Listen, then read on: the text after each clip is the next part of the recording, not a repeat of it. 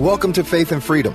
For the next few minutes, we hope to inform, inspire, and encourage you as we discuss legal victories and challenges to your fundamental freedom and religious liberties. Faith and Freedom comes to you from Liberty Counsel, a civil liberties education and legal defense organization. Join us now as Matt Staver, founder and chairman of Liberty Counsel, explains the latest legal issues all across this country. In the courtrooms of America, Liberty Counsel is winning the battle for your constitutional freedom. Following the election with 71% of the Hispanic population vote going to Barack Obama, what should we do? What should be our message? I am Matt Staver, founder and chairman of Liberty Counsel. Joining me is Matt Barber, vice president of Liberty Counsel Action. Matt, in 2008, 67% of the Hispanic vote went to Barack Obama. In 2012, 71% went to Barack Obama.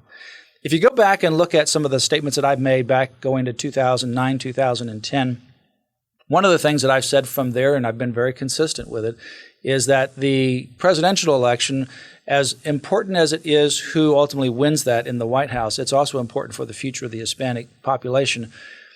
I have made statements about how we ought to address the issue of immigration. And, of course, the candidate, Mitt Romney, fled from that topic, and people in the Republican primary, one of them tried to broach it, Governor Rick Perry. But then he got heat from some conservatives, and so he backed off of it. What we need to do is understand the Hispanic community. I serve as the only Caucasian on the National Hispanic Christian Leadership Conference Board of Directors. That represents nearly 41,000 evangelical conservative churches around the country. I have worked with the Hispanic population for quite some time. I understand a lot of the issues that they are dealing with. One of the things we want to talk about is this issue of immigration. Because Sean Hannity and Charles Krauthammer on Fox comes up with an epiphany, all of a sudden they're in favor of comprehensive immigration. Well, they were opposed to this comprehensive immigration before, so why are they in favor of it now? Just because it gets political votes? Let's kind of break this thing down and talk about it, because I'm glad they have an epiphany. I'm sad that they are looking at it just from a political vote issue. But I want to break it down in terms of this issue as we think about this issue going forward. Well, Matt, in 2010, you really spearheaded with a large group of evangelicals. You came together and issued a statement on a just assimilation immigration policy. We get a lot of pushback from even conservatives on that, because you were putting, as you always do and as Liberty Counsel always does, biblical truth above political considerations. We have to do that. You put principle over pragmatism. There has to be a way, and now we see, if you want to look at it strictly from a pragmatic standpoint, all the talk of, that you hear some conservatives saying of loading up the buses and deporting people who have come here illegally, even though they've been enticed to come here by the carrot of potential work. Believe me, people have looked the other way for so long in this country that we have encouraged and enticed illegal immigrants to come over here to find work and really to be treated as second-class citizens, to find work, send money back home. So there has to be a biblical approach to this that will both recognize the importance of the letter of the law, of adhering to what the law says, but also doing it in a just, and that's the key word. Here's the approach, and I'll walk it through. From a biblical standpoint, we have Leviticus 19. And we have Romans 13. Those are the bookends from a biblical standpoint. On the one hand, it says, be kind and be fair to the alien which is in your midst, because you were once aliens in Egypt in a foreign land. So treat the foreigner, the alien, fair. Romans 13 is the governments are set up to punish the evildoer and protect the good. So there is a rule of law. So be kind to those, because you once were foreigners as well, and certainly that applies to us in America. And there's the rule of law. Now, when you look at immigration, there's three different legs of the immigration stool. One is secure the borders, enforce the laws, deal with the 12 million or so that are here illegally. On enforcing the borders, securing the borders, there's unanimous agreement by most people. We need to have secure borders. It's a national security issue. How we do it, do we do a fence, an electronic fence, do we do guards, whatever we do, those details can be worked out, and those details are debatable. But there is good agreement across the board. We need secure borders. Secondly, we need to enforce the law. Obviously, we need to enforce the existing laws. Now, how we do it, whether we use an E-Verify program or some other process, the fact of the matter is there's pretty good agreement on enforcing the laws. So let's go to the third one. This is where people get on opposite sides. What do you do with the 12 million?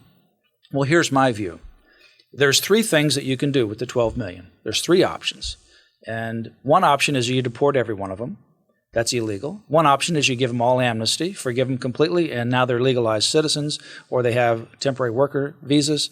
And the other option is a middle ground. I choose the middle ground. Let's look at the deportation. First of all, even if you wanted to do that, you can't do it. Logistically, it's impossible. You'd have the Elian Gonzalez played on the TV every night, where you have children being separated from their moms, where you have the kid that was born when he was 2 months old in some country, his mom and dad came here, he's never been legalized, or alternatively, you got him and he's born here in America. And now you deport the mom and dad, you're breaking up families. That's an anti-biblical, anti-family position. It's an immoral position as well. But if you wanted to do it, think about taking 12 million people, putting 50 people on a bus. You'd have to have buses that are about 5 miles or plus, 5 to 8 miles long every day, going across the border every day, 7 days a week. It would take you 2 years just to transport people across the border. Right. You can't do it. You shouldn't give amnesty because that is flaunting the rule of law. That doesn't respect the other bookend of Romans 13. So I take a middle ground. We look at those individuals that have committed violent felonies. You deport those. Put them out of the jails and deport those, wherever they may be.